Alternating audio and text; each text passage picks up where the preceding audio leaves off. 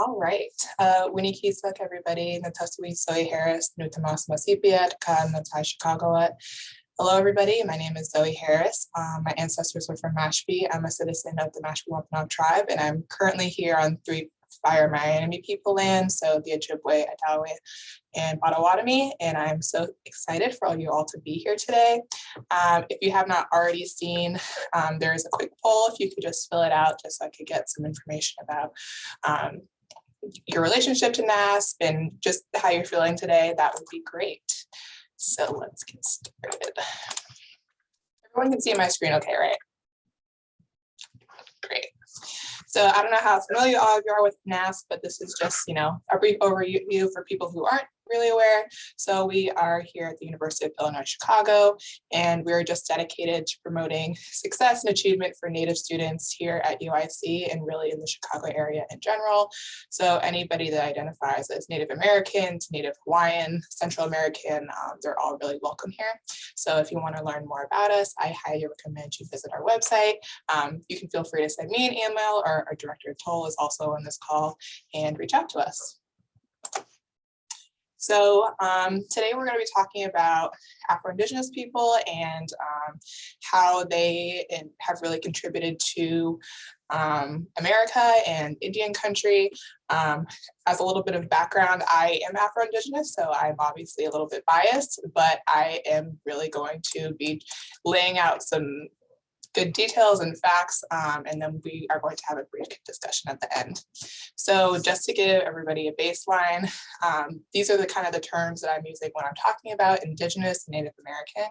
I try to use federal terms just because I feel like that's what has the most impact on people. So what we have here is Indigenous, so originating or occurring naturally in a particular place, Native, and then Native American, which is from the U.S. Office of Minority Health, which is people having origins in any of the original peoples of North, South America, and Central America who maintain tribal affiliation or community attachment. And I didn't mention this, but if at any point anybody has a question or anything, feel free to raise your hand and we can talk. I want this to be as interactive as possible. So just kind of putting it into perspective for everybody, all land is native land. Even this is, specific to the United States, but all land is native land, and we just need to really remember that. But also, as we think about this as well, we also need to think about the people that were brought here. So we have Afro-Indigenous people because of the history of enslavement in this country, and we'll just be kind of talking about those intersections a little bit more. So really quick look, as of 2019, there were 5.7 million people that identified as Native in the US, alone or in combination with another ethnicity. And actually most people live outside of their tribal statistics. So about 78% and about 60% live in urban areas.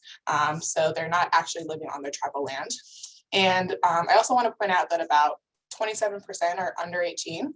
And I feel like that's important to mention at UIC in particular, because we're dealing with a lot of Native youth and they have a lot of things that they're dealing with that are separate from people who are of older generations. I know there's a lot of text here, but it's important context. So in the United States, there's 574 federally recognized tribes. So what does that mean exactly? It means that there is a government to government relationship between these tribes and the US government.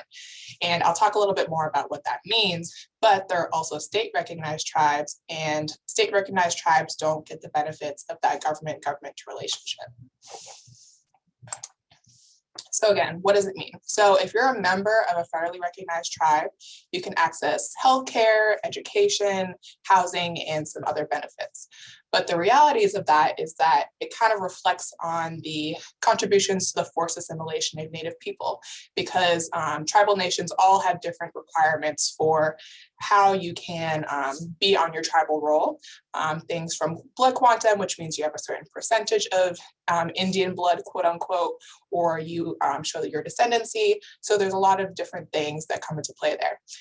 But for tribal youth in particular, it can create a conflict because often they're members of state recognized tribes or their descendants. So they might have grown up in their culture, but they don't actually have, a piece of paper that says that they're Native, even though they feel that they're Native. Or on the other hand of it, maybe they were part of ICWA, which is the Indian Child Welfare Act. So maybe they were sent out of their tribal community. So they know that they're Native, but they didn't grow up in the community. So it just causes real turmoil in them and trying to figure out who they are as Native people. And I just kind of want to highlight the Chicago community in general. The Chicago community is huge. So we actually have the first urban center in the United States here, the American Indian Center of Chicago. But there really is a rich history here, and I can't get into it now, but I encourage all of you to look into all the Native organizations that are here just in the Chicago area.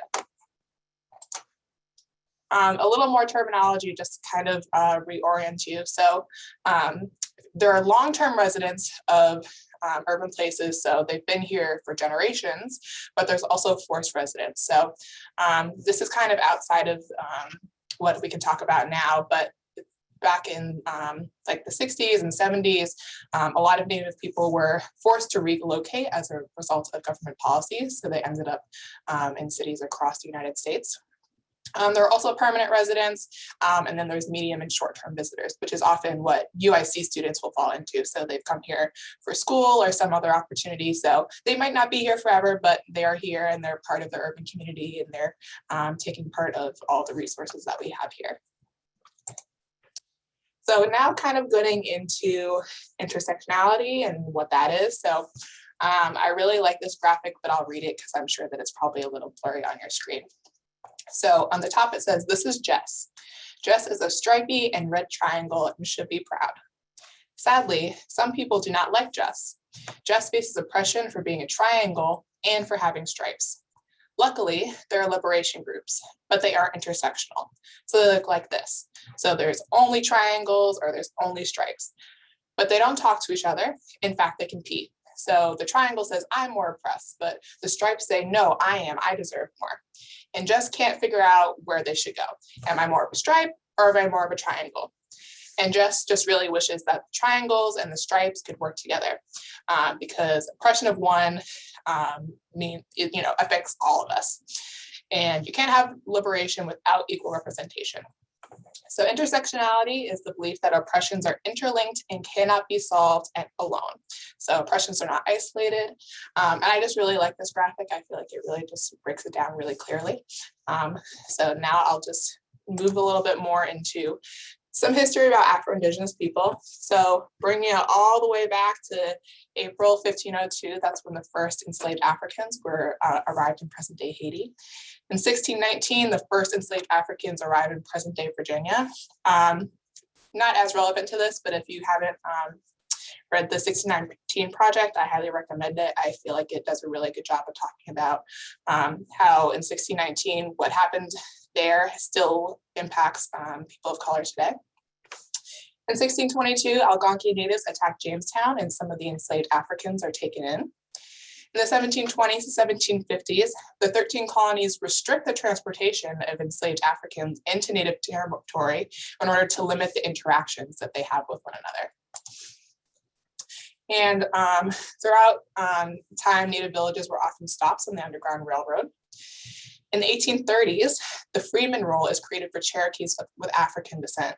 And I won't talk about as much about this. I will give an example a little bit greater, but this is another one of those things that I encourage you to look into.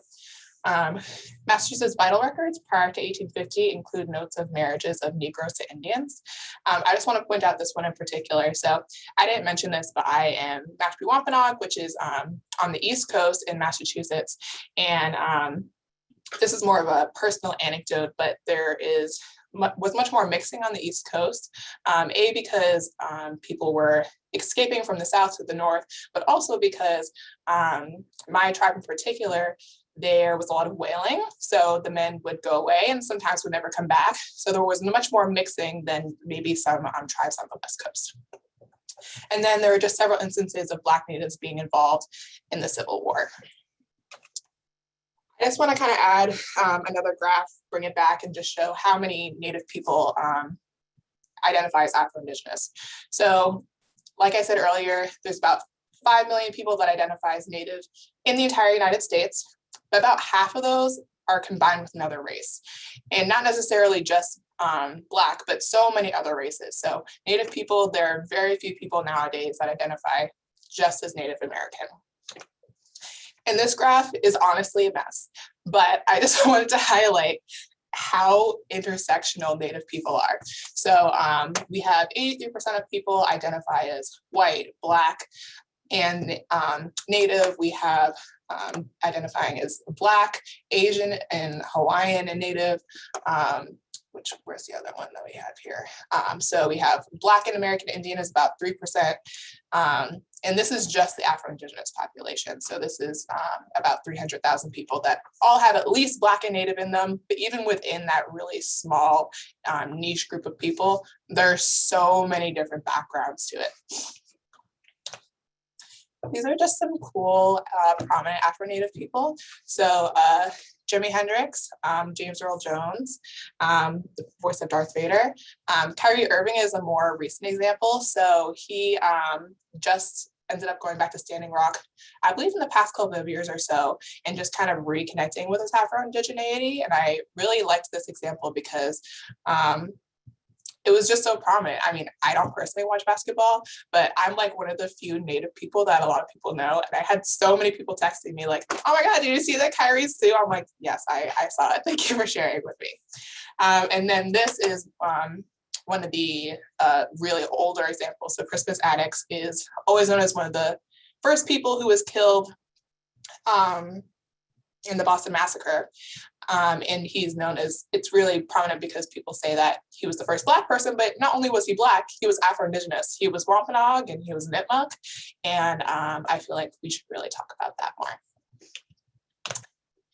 This is more recent. So I briefly mentioned the Cherokee Freedmen earlier, but this is Marilyn Vann.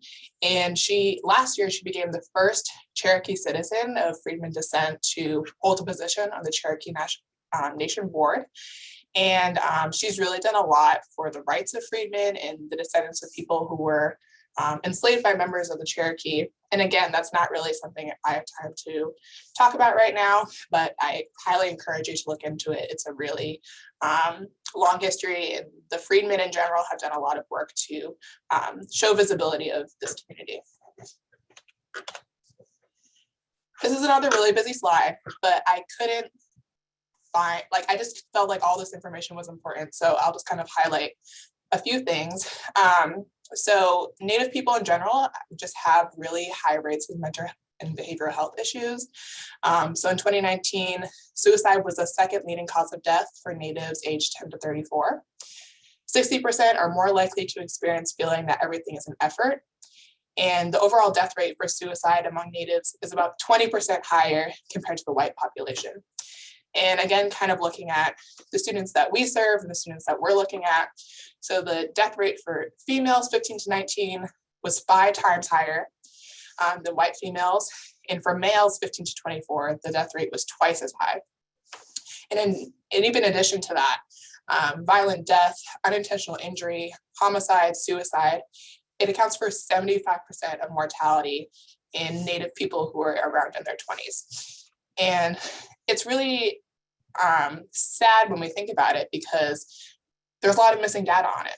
We see these really prominent disparities in mental health for these people, and we know that we exist, yet we're missing data on it. And this is federal data, but this happens at UIC too, where they just say, there's white, Latino, Black, and then whatever else. And it really does not help the issue, especially for people who might have mixed heritages. So for example, I identify as Afro-Indigenous, but sometimes I'll check the Native box just because I want to be counted. But sometimes I put Black, sometimes I put both. It's like, okay, well, what am I going to fit into, and how does this have an impact on UIC, but also in general?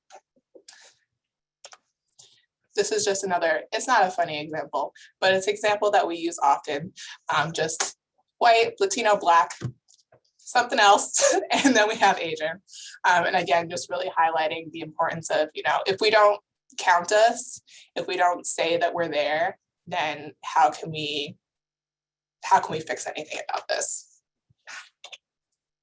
these are just some resources, so I will put in the chat. So this is both literature that we have, as well as some books and things like that that you can read to just kind of learn more about it, because as much as I would love to like lecture about this for forever, I do want to have a conversation, and also I can only talk about so much, so it's good to get some more information about it. So there's some literature and there's some film and artwork that you can look at. So, there we go. And this is actually an event that's happening today. So this is Kyle Mays. He wrote the Afro-Indigenous History of the United States. And this is sponsored by the Native American Indian Center of Boston. And he's just going to be talking about his book. So if you want to register for it and go to it, or if you want to do the recording afterwards, then I highly recommend that you go to that. And this is one of like the last slides that I have, but this is just a bunch of tribal flags. Like I said, there's almost 600 federally recognized tribes, so I couldn't fit them all on here. But I just want to highlight that all tribes, whether they talk about it or not, have Afro-Indigenous people, and having those mixed backgrounds, so having the trauma that comes with being Native and also the trauma that comes from being a Black person, it really compounds on people. And if we, again, like I said, if we don't have that visibility, if we don't talk about it in those specific people and what they're dealing with, then we can't, like, how are we supposed to do anything about it? They become invisible. All right, so now let's do some open discussion. Hi everyone, look at your beautiful faces. If you haven't done it already, please do the poll. It seems like most people are having a pretty good day. That's good. Pretty mixed. I'll show the results to people. A lot of people are staff. Love that. All right, cool. Good to know. All right. So the first question that I have is just, what are some things that you still feel like you need to learn about? I still feel like I need to learn about a lot of things, but this was really brief. You know, I just did like a quick overview for about 20 minutes, but is there anything that you feel like you, either as a student or a staff, feel like you need to learn about in order to support Afro-Indigenous students?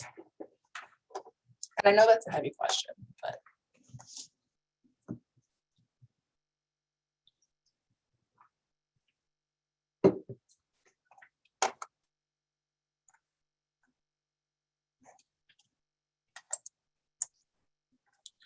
Zoe, could you go back to that slide on that you broke down Afro-Native population by like urban and things like that? Yeah, I can. I never seen anything like that. I wonder if Michelle on here has seen anything like that, but I was like, ooh, that's really cool.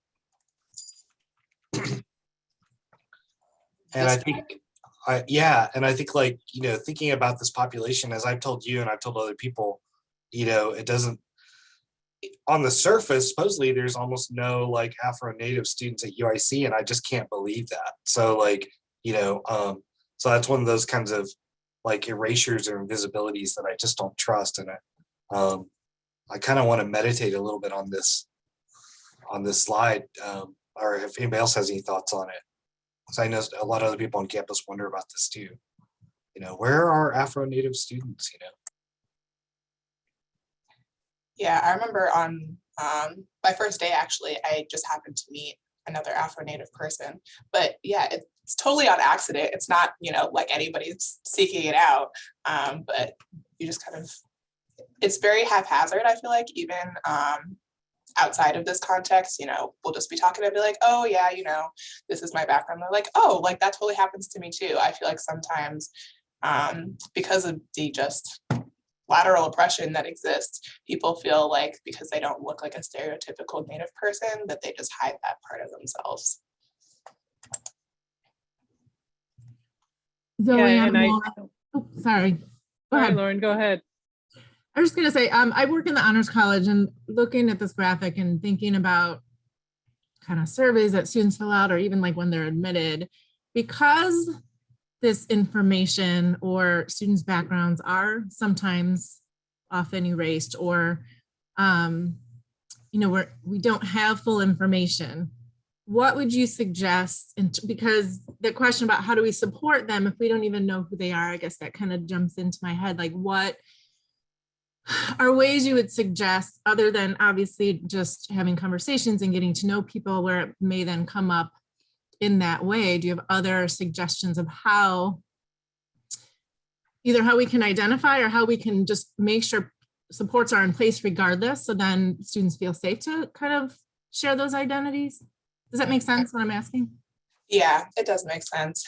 I feel like, and I also welcome anybody else to talk about this, but I feel like it's really just holding space for people. I feel like the most influential people for me in academia, like the first thing that you see is, regardless of how you look, just saying, hi, this is what we offer, this is how I can support you, and just not judging people off the bat, which I know is, I feel like that sounds like a cliche answer, but really saying it, just saying, this is who I am, this is how I identify. And I think also saying this is how I identify and showing your own intersections as well can really help people just feel comfortable to share about it. But again, I think it's really tricky with this population because there's kind of a air of secrecy about it sometimes that I don't really know if I can put into words, but some people just really don't feel comfortable to share it. But even if they don't feel comfortable, it doesn't mean that you can't at least say that the space is there, and whenever they want to go to it, they can go to it. Thank you. That's really helpful. Zoe, do you think that sometimes people get kind of shut down? We've talked about this a little bit before, but I've noticed that my students at University of North Carolina, for example, which had a larger, clearly Afro-Native population, a lot of those students, like, they didn't necessarily want to identify as Native because people would say, "Oh, are you trying not to be Black?" or people might say, "But you're Black, you can't be this other thing," that kind of stuff. What about that kind of that kind of tension within these intersections? Yeah, I mean, I think that happens a lot too. It's definitely something that I've experienced. And I think it also is very geographical as well. So on the East Coast, there are far more Afro-Native people.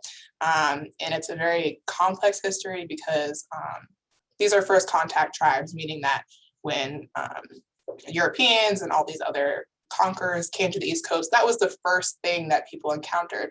So, for example, my tribe in particular, we are on our ancestral lands. We are on the land that we have always been on, but that's because we were not forcibly removed like a lot of tribes in the South were. But because we were able to stay there, we were able to stay there because we mixed with the people around us. So we married the settlers that were there so that, maybe we didn't have our land, but our spouse held the land. Or there were people that had escaped from the South.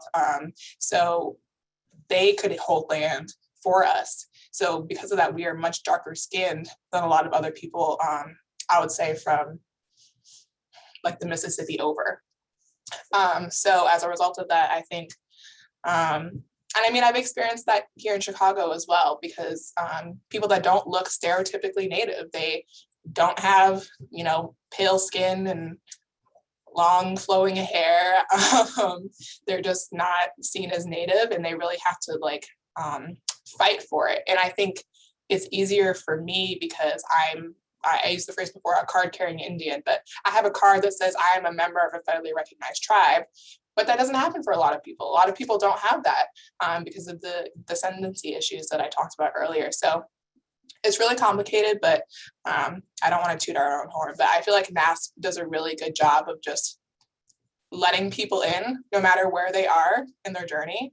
And I think that has a lot to do with our own philosophies, but also the fact that we have myself and Toll who are here to kind of support that mission. Zoe, I'm Joey. I know we know each other peripherally through iAdvise and other things, and I don't want to take us off a different tack because I think I'm learning an enormous amount from talking with you today. So can you do me a favor and like realistically for someone in my position, I think a lot about how do we help at the meta level, because I don't necessarily always work directly with folks. I'm much more in an administrator role right now. So can you unpack for me kind of what you would envision, and certainly others, please. But I think Zoe, I'm very much excited to be here with you.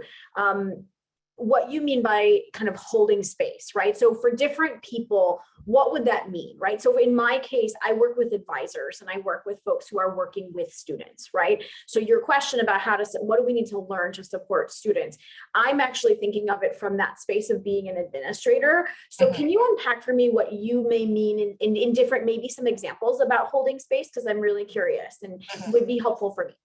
Yeah, so I think what I'm going to do actually is go back to this intersectional piece, because I think that it's this in particular that applies not just for Afro-Indigenous people, but for anybody who's at separate intersections. So maybe it's somebody who's Black and queer, or Native and white, or first generation and Latinx.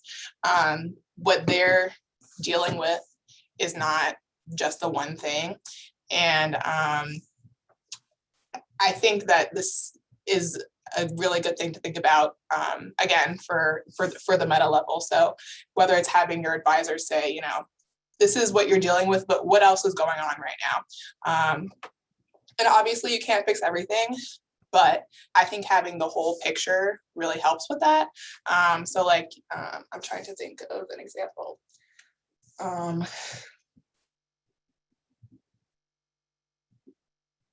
Also, anybody that has an example, feel free to chime in. But yeah, I didn't mean to put you on the spot. I was no, it's okay. Around it, like from my perspective, like we're having a meeting about advisor week next week, right? We have a week that we do things for advisors, right? And so even if what we can do is while I think that we're talking about a specific population here, and I think that's an interesting way to even put it, right? In intersectionality, it's like that kind of thing. I'm thinking also about, you know, the idea of getting some ideas from folks about, you know, even just the meta level of attentiveness to what we do in our various ways of holding space and that kind of thing. So I didn't mean to put you on the spot. It's no problem. We can always follow up too as you think about it.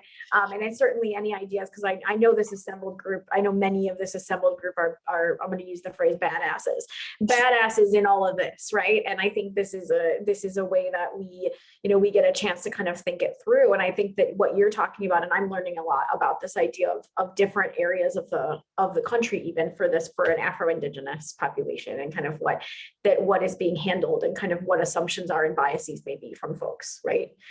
So certainly don't want to put you on the spot, but if you thought of one, that'd be great. Yeah, I'm gonna keep thinking about it. What about, Zoe, are there resources that you would recommend to us for folks reconnecting? Because that happens with a lot of people. I mean, I grew up in my community, and I was during college that I actually started coming back to ceremony and things like that. And I can imagine for all of our students, but I mean, in general, I know you've had a lot of work. We're very blessed to have you for multiple reasons, but one of the great advantages you bring to us is because you work in Boston's urban community. But did you find some resources that you think might be productive for people if they're trying to reconnect on some level and articulate themselves as Indigenous? Yeah, that's a good question. And this might be a bad answer, but maybe it's a good answer too. I feel like it's never been a book or a movie or anything that has helped me connect with it. Again, I'm very privileged in that I grew up around my Native people, but I still grew up in a predominantly white school. I went to a predominantly white institution for undergraduate and also for my master's. And it was always like the offhand conversations I had with people. So whether it was going to my local urban center and just kind of talking about what I was feeling and those kind of things, and having the individual people to talk to. And I think that it's also very telling of where the safe spaces are, because if you don't feel comfortable to talk about those things, that's probably not a space that you want to be in. But at the same time, you want to change that narrative. So at least saying, okay, well, I know that this person in this organization is trying to make a lot of difference in this. So maybe I can go to them and they can kind of advocate for me. And I think this kind of goes back to what you were asking, Josephine, is when I say hold space as well, even if the student doesn't feel comfortable to speak up, you being an advocate for them, because this happens to me all the time too. Sometimes I just don't have the language to talk about what I am feeling, but that doesn't mean I'm not feeling it. So going to somebody that has gone through that and saying, this is what I'm feeling right now, can you help me try and get to the next step? I think that that's kind of the best place. But if you want actual resources, the link that I have has a lot of really great books, specifically about Afro-Indigenous people. So yeah.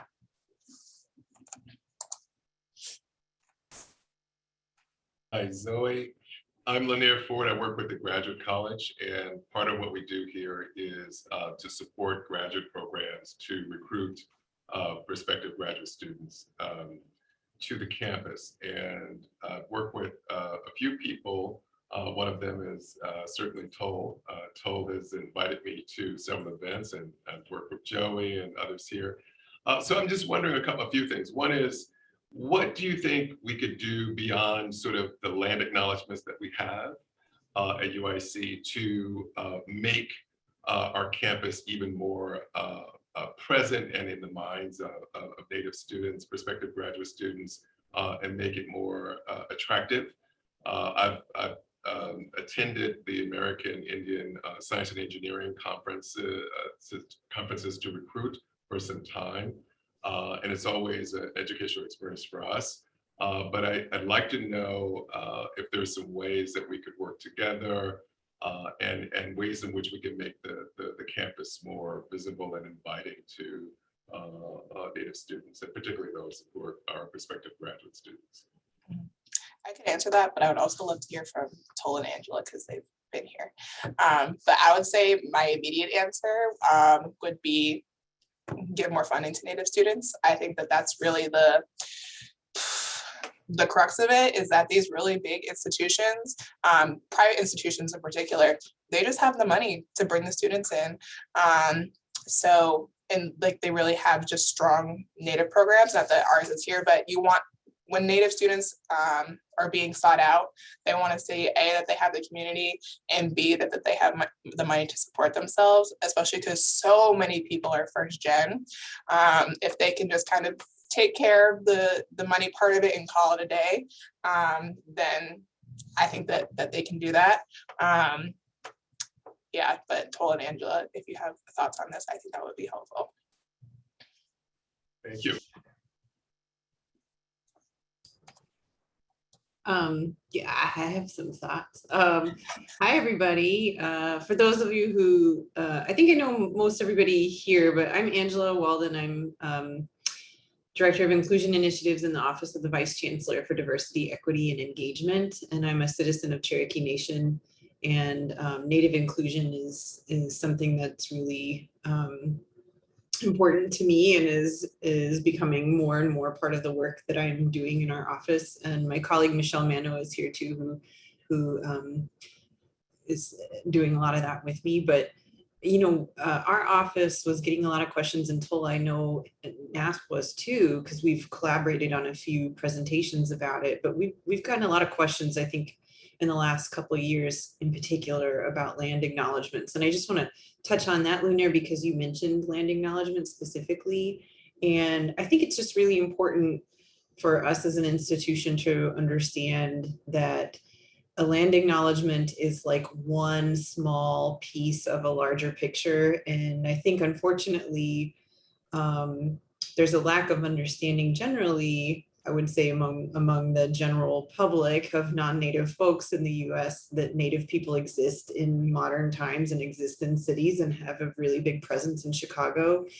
And, so those land acknowledgements are just kind of like words on a screen or piece of paper or said out loud that really don't have any meaning behind them, or really are not an acknowledgement fully unless they have resources and policies to back them up and actually support Native students in the community. So I know Zoe already said as much in terms of resources available for Native students, but I really do want to make sure that when we think about things like land acknowledgements, that we're thinking about that broader picture, that those are signaling to Native folks that look at our website or visit our campus that we have some vested interest in partnering with and supporting Native students and community. But if we don't actually have policies behind that, that's damaging. So, you know, I just want to lift up again what Zoe said about resources in particular and support, because that's so critical.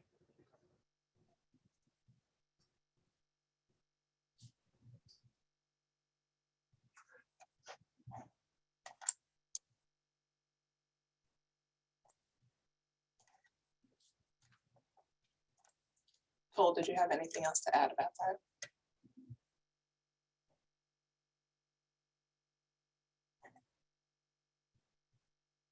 Yeah, I think you know, I think it's important for us to, you know, to try to just point people towards Native presence on campus, you know what I mean, and point people towards you know, towards those resources.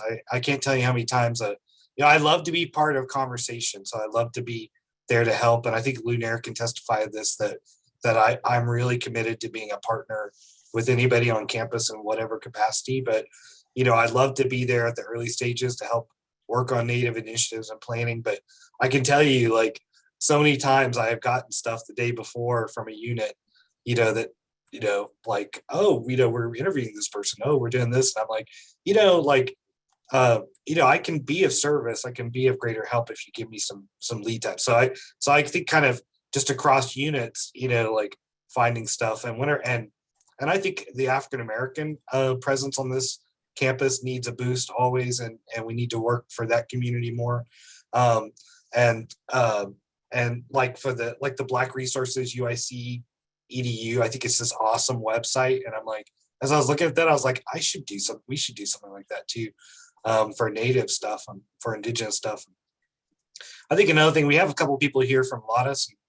Lattes is a great partner of ours, and a lot of our students at UIC are Latinx and Native and probably Afro-Native and Afro-Latino, right? So so you know, so just kind of keeping each other in mind and looking for connections and stuff like that. You know, I just had a conversation this morning with ARC, and we're going to be focusing on Asian American and Native American events in April, and Pacific Islander events as well. But you know, as I think as Zoe said, you know, most Native people are mixed. I mean, we've been here forever, and we survived by mixing with the populations around us. And so we don't look phenotypically like somebody from Dances with Wolves or whatever. And so I think it's we're often in, you know, we're in the spaces that you see and the spaces that you hear, but you don't always recognize us. You know, I always think of Blanche Dubois from Golden Girls, right? Who's Chickasaw, right? So I mean, we don't, you know, if you knew she was Chickasaw and you watch that character, that all of that would make sense. But there's all these kinds of relations, you know. I think of Stephen Colbert, who has family who are Chickasaw, you know, from Oklahoma. But we really address this idea of relation. So you know, you know, like just I think Angela has this great presentation on land acknowledgements.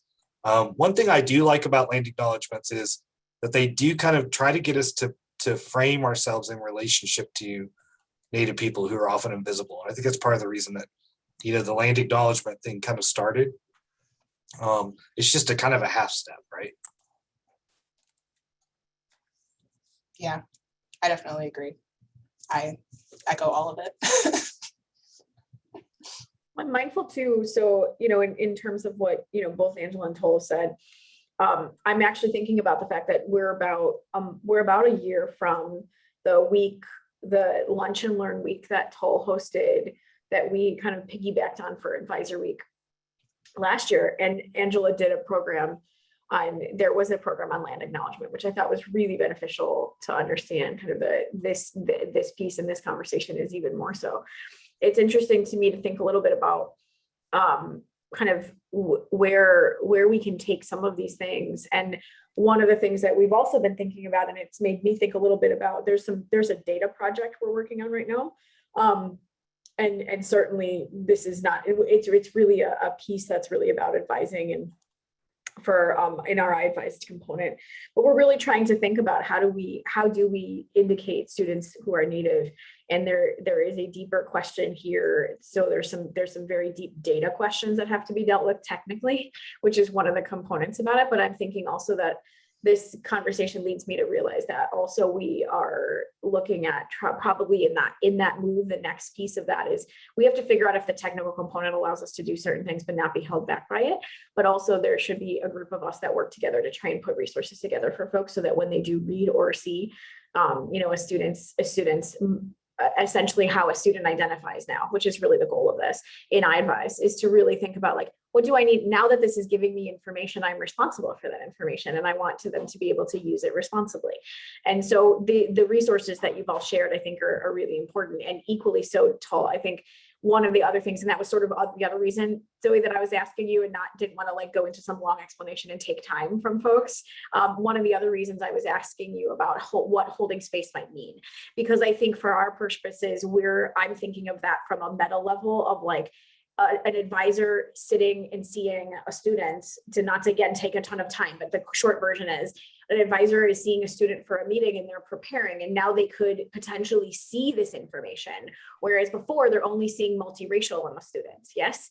And so all of a sudden you're seeing this, and you don't necessarily, and an advisor being vigilant is going to want to know what to do with that information, right? And they want to be comfortable. So we don't want them to make a misstep in that. And so that's an individual space, right? But then I'm also thinking about how do we do that? So there's some very basic pieces and I work a lot with you all, and like in Toll, I have the privilege of working with him a lot. So I think that's also one of the reasons I was thinking about it, but it's leading me to not to put into the fore yet again, like we're not going to be trying to be held back by the technical, but we also don't want to put something forward that we can't also execute in a values-based way. Yes. And an intersectional, because this is really about intersectionality. If we're going to be showing all of these things versus just relying on the iPad's data saying the student is multiracial, this is a huge, huge advancement. But without proper kind of work around it, it could be not an advancement. And so I'm conscious of that. And I think these resources are really helpful, and what everyone has said is really important. And yes, and Michelle, you were one of my people that I was going to come after as soon as we know whether we can technically do anything or not. And so I think, again, I just didn't want to sideline you, Zoe. So I was mostly asking in this space because I was really grateful to learn a lot about what you were saying. But this has really been helpful too. So if that gives some more context, a little bit about to both what you and Angela have said. Yeah, and I think that I think students who are college students and even graduate students, they may be Native, and they may be, as Zoe said, card carrying Native, right? Or not, whatever. But they may, sometimes we sometimes expect them to teach us, right? We expect them to do the work for us. And I think that's another thing we got to watch out for working at a university, which is that it's actually our job to help them find the resources to deepen their own kind of cultural connections and things like that.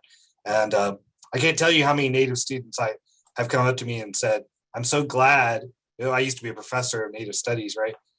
They're like, I'm so glad you don't turn to me every time my tribe is in the history book and ask me to explain, this or that thing, because I'm learning, what I mean? They went to the same schools we went to where they were whitewashed, and the white stream kind of control all that information. And we really don't want to expect our Native students to perform for us, right? And we want to make sure that they feel like they can have the space to just, universities should be a place for them to be able to learn and explore and be able to kind of do that search. And, our job is to kind of facilitate that. And that's just one of the things I just try to tell other educators, because you mentioned that, Joey, what do I do with an advisor, because I'm like, please advisors, please don't ask the Native students to perform some sort of Native identity for you, Like, so like my brother is native, but he doesn't do anything like you would see as culturally native or whatever. And that really kind of makes him uncomfortable that way. He's military. He does a lot of other things like that as an engineer. I'm probably the only one of my siblings that does native stuff, does ceremony and things like that. And that's true. Native people do all sorts of things.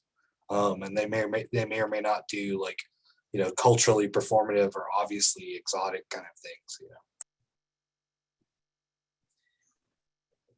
I would love to add just a thought about holding space.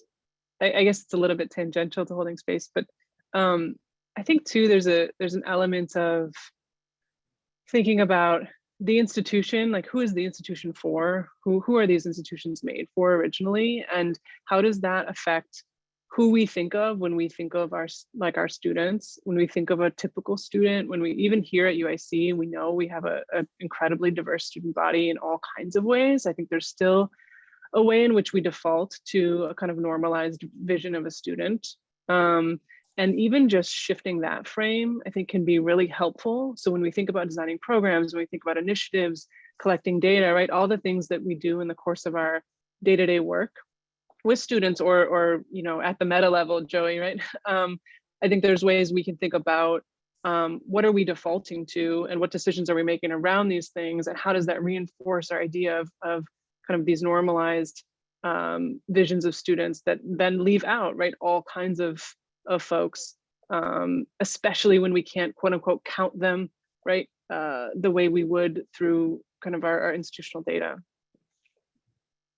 So that is so relevant. So I didn't think to, again, I didn't want to like sideline us with this, but one of the things that I found interesting is the first person who came to talk to me after they found out about us trying to work out, putting out this information, came to me because the whole question was, well, what are we doing with it? Have you talked to institutional research? Have you done this? Have you done this? I was like, everyone needs to slow it down, right? Because the reality is this is about helping students.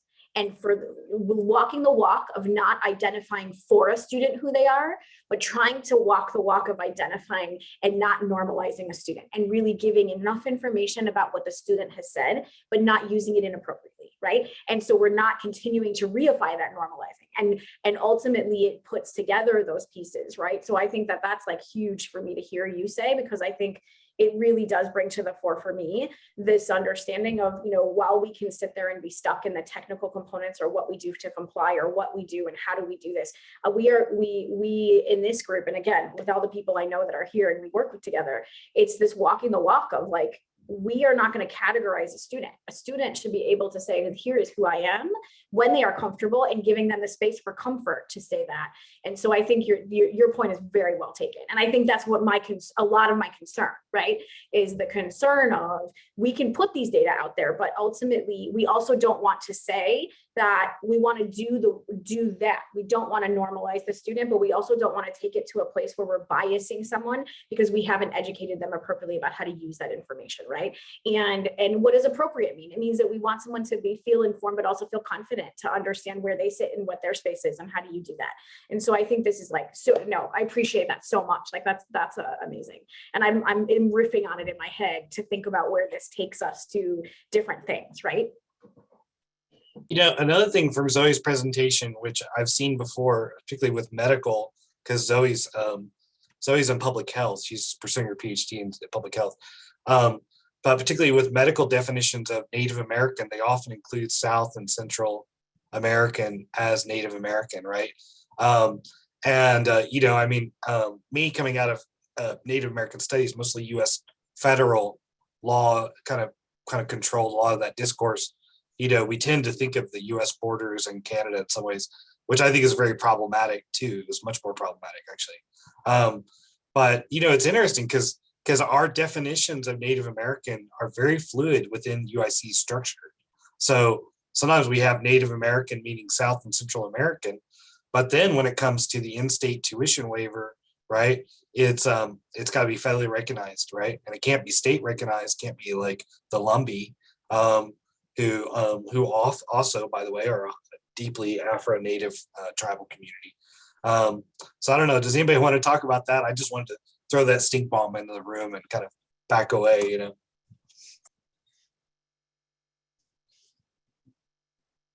I mean, you know me, I don't shy away from those kinds of things. I think that's actually the exact point, right? So one of the more interesting parts about this is, which I find really, really important to be talking about in this space, is we have folks, like some of the conversations that we've been having are very, like I use the word technical, but told to your point, there, like a lot of some of the conversation that had been happening with me about it, and I was thinking about is, you know, realistically, people are saying, well, are we now going to be pushing a new definition of this at the campus level, and what do you mean, and how are you doing that? And it's these kinds of pieces. Are we going to have someone who's using this information take away something that because we are fluid about it? And some of what came up from this was this very real conversation amongst parties that have different reasons for using data and using that information. And what I realized very deeply is that we are in our world, and Nick, in my world, essentially, we use a technical tool, but we are talking about humans, right? And so we are not only is this we may be situating this in the first stages as a data conversation, but it's about identity and people. And what you never want to do is misadvise a student or work together with them or redefine it in a way that doesn't work well for people to be able to understand. And that is directly related to the idea of we are fluid about where and how we define Indigenous students and Native students in whatever ways. You are this when you are this, you are this when you are this, you are this when you are this. And even using that phraseology makes me want to twitch, yes? Like, it's not fair. And so, but at the end of the day, one of my jobs is to really try and think about how are we trying to set a tone and be mindful of all of what Zoe has presented today as about people and who they are, and how do we help students? How do we not normalize and push that, consistently try and push someone in a box, but how do we also not misuse not doing that, right? How do we do that intentionally and ethically so that we can really do what we're intending to do, and how do we use data that way? I think that's a great point. So no, stink bomb it out. I totally am okay. Throw it down, because I think that's the conversation, right? Yeah, and I mean, I think you know, I'm circling back to Lunaire's point because I feel like nobody really answered it besides money, which is one thing. But you know, also trying to do a better job of engaging in the community. And you know, we have some community members here from other institutions, which is wonderful. I see like Fawn Pochel, who's been instrumental in like in creating you know, creating space for Native people in Chicago, and you know, of course, Shante Moore, who does amazing work for the CPS. And so, you know, building connections within our community, being where Native people are as an institution. I love what Michelle said about, you know, like, who are we building this institution for? Like, how do we make UIC relevant to contemporary like Native people? I'd say particularly in the cities for our particular environment for Illinois. But you know, it's really exciting because I'm looking at the group of people here, and there's just a lot of great people that we've been able to collaborate with already, and I really appreciate being able to share this conversation with everybody.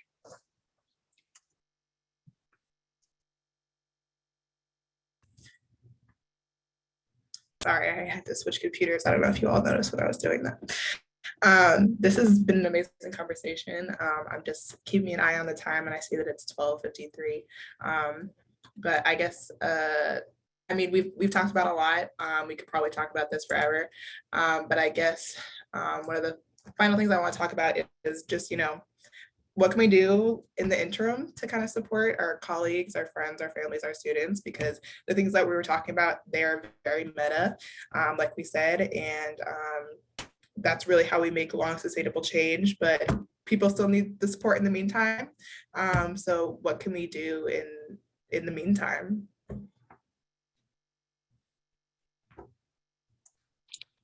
Well, Zoe, as I'm listening to your presentation, it sounds like for your own, like how you facilitate and help people back in Boston, you know, having a group maybe that focuses on that intersectionality might be a good idea. Like having, you know, maybe we can form a group that's like Native Plus or something, you know what I mean? Like whatever, you know, maybe a space where you can talk about your Native plus Korean, Native plus African American, you know, Native plus whatever. You know, that feels like something that NASP should start to work on. Does anybody else have any thoughts? But I hadn't really thought of it until you said that. And I was like, you're right. It's not a book or a film. It's about connecting to community that gives you the space to process that information.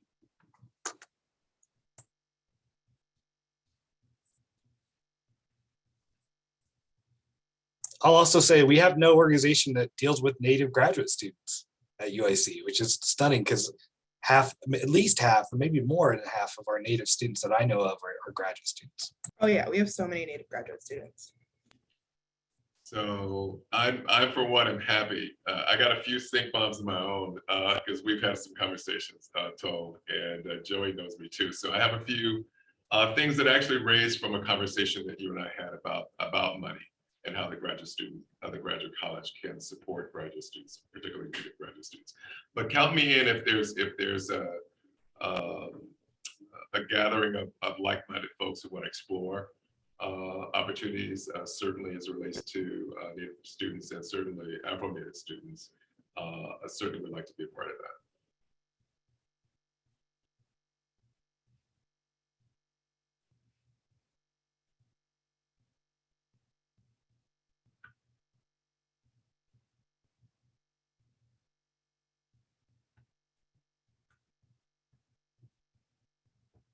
I want to pitch our website, and on there you'll notice that we have a tab for the powwow that we're going to be planning for fall. We finally figured out when we're going to do it to recover from COVID, September 17th. I'm looking for partners, particularly UIC partners, who want to join me on the odyssey of a powwow committee, which will start we have a few people already starting on March 1st together. But if anybody wants to join our powwow committee, and kind of help me move the powwow through the intestines of UIC kind of processes, I would love that help. So, and Minjung would appreciate me not doing it by myself, so her life is less stressed.